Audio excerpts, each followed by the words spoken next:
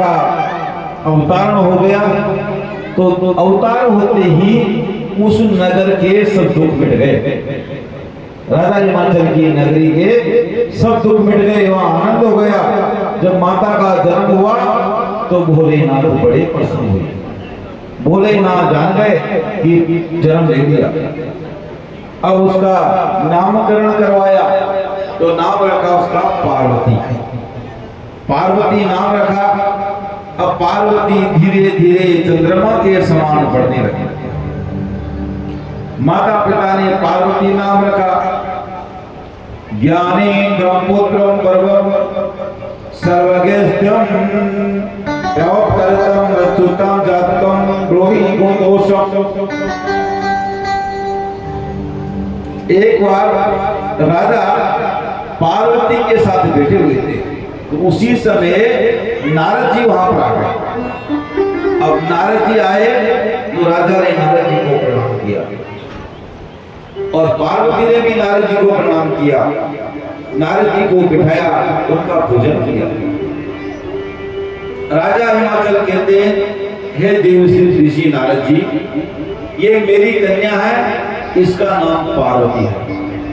इसका हाथ देखो, इसको कैसा वर मिलेगा और इसके बाकी में क्या लिखा है, जरा इसका हाथ देखिए आप। और इसको पति कैसा मिलेगा?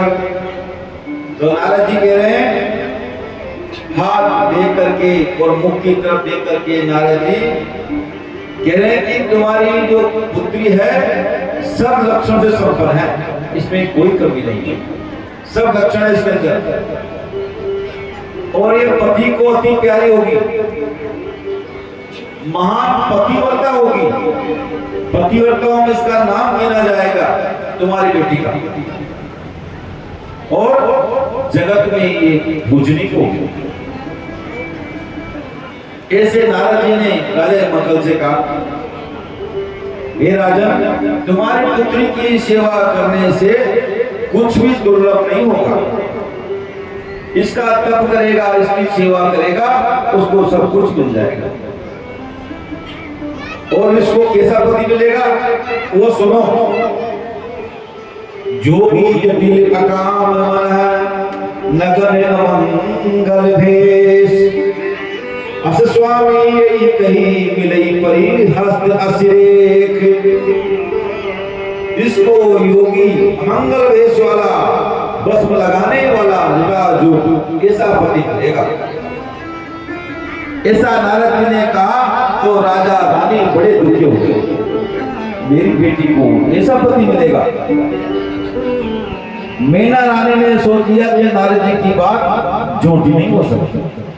नारद जी सत्य बोलते हैं, नारद जी झूठ नहीं बोलते हैं। और इस प्रकार के लक्षण किसमें है?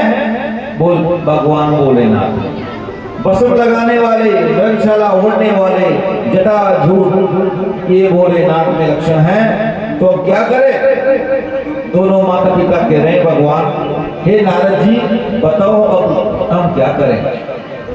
तो नारद जी क्या कह रहे हैं कि जो तप करे कुमारी तुम्हारी, अरे भावी मेट सके त्रिपुरारी। तुम्हारी बेटी अगर भोलेनाथ का तप करे तो भोलेनाथ इसको मेट सकते हैं, उनके अलावा किसी में दम नहीं। तो तुम्हारी बेटी से कहो कि तप करे, जो विवाह वो सब दर्शन